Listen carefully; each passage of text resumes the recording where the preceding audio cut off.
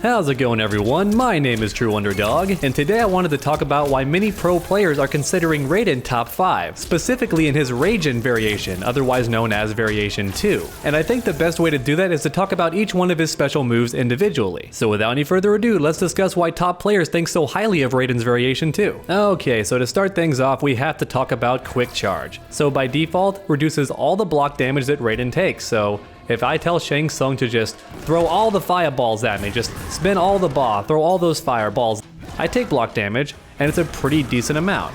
Now of course I could duck those, but let's pretend for a second that I can't. Once I activate Quick Charge, I'm not taking nearly as much block damage. So that's already a very big plus, but on top of that, it also enhances nearly every single move on this list with the exception of Summon Lightning. And then last but not least, it also grants me access to a special move after I block a minimum of 3 attacks. So let's go ahead and have Shang Tsung do a very specific string to showcase this. So his 1-1-4. So this move on block is pretty decent. It's -8, so I need a 7-frame move to punish that, and all I really have is my standing 1 and my crouching 1 to punish that, and as you'll soon see, I'm too far away to reach him. Even if I do it on frame 1, which is pretty tough to do, especially in a high pressure situation. But on top of that, I'm just too far away, so it's not going to happen. And there is no way that I'm micro dashing and then getting him. It's not gonna happen, so how do I punish a move like this? Well, if I do Quick Charge, boom, 6-frame move, baby, 6-frame punish. So now anything -7 or higher, I can punish. Now back in the day, it was actually faster, it was 4 frames, which means it could punish anything -5 or higher. And that's very, very strong. Now was it a bit too strong? Possibly, but I kinda miss how Raiden used to have the fastest move in the game. And even though this move was technically nerfed, 6 frames is still the fastest attack in the game. It just now shares that title with a few other moves as well, so some characters have a 6-frame down 1, but Raiden has a 6-frame special move. And since it is a special move, you can actually cancel it on block, and it's guaranteed to come out on frame 1. So the timing is much more generous. I can get this move on frame 1 every single time, even if I do the input a little bit early, because thankfully the game is actually programmed that way. I can input my special move a bit early, and I'll still get it on the very first frame possible, which of course makes punishing attacks that much easier. In fact, this move is so fast, it can actually interrupt certain moves that are otherwise safe on block. So against certain characters like Sonya Blade for instance, this move can be very dangerous up close, because once you have that charge, Sonya can't do her amplified projectile up close. And some players think this move can only be done after blocking, but that's not true. Once you block 3 attacks, you can do it whenever you want to. And when you amplify, it covers a very large portion of the screen, and in fact it also hits behind Raiden as well, so just a very generous hitbox on this thing. So not only is it fantastic for punishing anything -7 or more, but it also has a very big hitbox, so it's good for ending combos in some situations, it's great for anti-airing, all that awesome stuff. So in summary, Quick Charge is very good. And next up we have Summon Lightning. Easily one of the best anti-airs in the entire game. Its only drawback is it's a bit slow, 14 frames, but as far as special moves go, that's still pretty darn fast, and the hitbox on this thing is just ridiculous. Even if you have Shang Tsung jump from almost full screen away, this thing will snag him out of the sky. So certain characters who love to be in the air like Sindel, Jade, all of those characters just get out of the sky and right into my palm. And it's also a very damaging way to end combos too. And of course you can also amplify it as well. I don't recommend doing it most of the time as the damage increase isn't that high, but at the same time if it does win the round then I say it's worth it. Now sadly this is one of the few moves that does not get better with Quick Charge. It's still the same humble move, but at the same time still a very strong move on its own, so it doesn't really need an upgrade. And just to give you an idea of how much damage this move can do, here's a basic combo with Raiden in Variation 2.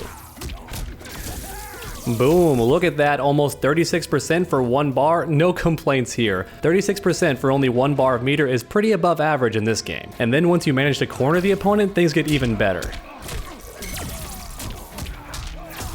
Once again, a very short combo, and look at that, almost 40%, and again, only 1 bar was spent. So put simply, Variation 2 does a lot of damage, and a very big part of that is thanks to Summon Lightning. And then we have Electric Burst. Now by default, it's just some really nice damage and a hard knockdown. Now it's not quite as damaging as Summon Lightning, but at the same time, the opponent doesn't have to be in the air. So it's great for closing that distance and just getting some damage off of some very far-reaching pokes. Now at the same time, look at that, -10 on block, so by default, fully punishable and it does not knock the opponent very far away. So rest assured, a good player is going to punish you for this. But thankfully that risk goes away once you activate Quick Charge, because now this move is only -5 on block and has all of this pushback. And what that essentially means is Raiden now can get in for free.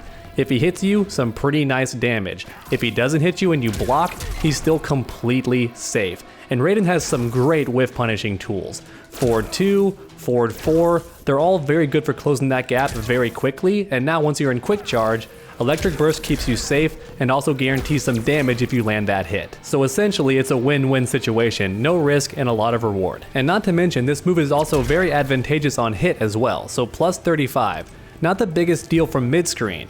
But once you have the opponent cornered, if they're not airborne for Summon Lightning, which is a bit better, it's plus 51 on hit. However, if the opponent is grounded and you land Electric Burst, you're now at plus 30, which means the opponent has to block even your slowest attacks like Raiden's back 2 overhead mix-up. And then last but certainly not least, we have Electric Current. So by default, just a very far-reaching low attack. And while it is very unsafe on block, if you land this thing from maximum range, even if the opponent blocks it, a lot of characters are going to have a tough time punishing it outside of certain ones like Sub-Zero. And because this move does hit low, it actually can be a threat up close in some situations. So Raiden has this overhead in his string, so back 1-4.